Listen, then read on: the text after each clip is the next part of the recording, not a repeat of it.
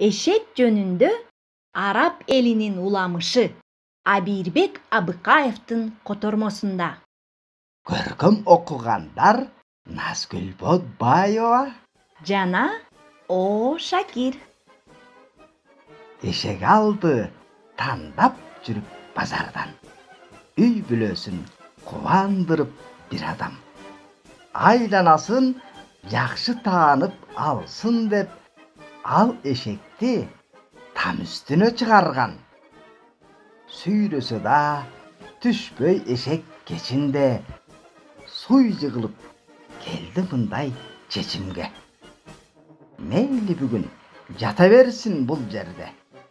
Түшүрөрмүн таң агарган кезинде.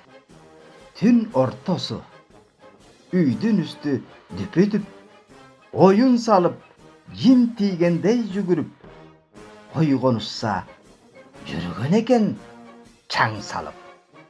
Койронуңдун эшектиги билинип, караңгыда кояйты эшек угабы. Кайра күчөп ары бери чурады.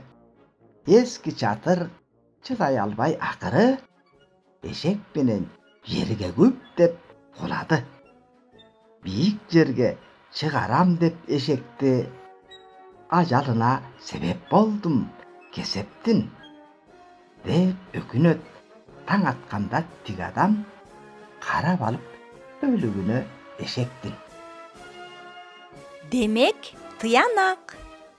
Өз деңгээлине жараша ордун таап ээлебеген эшектер айлана тегерегин бүлүнүүгө алып келишет.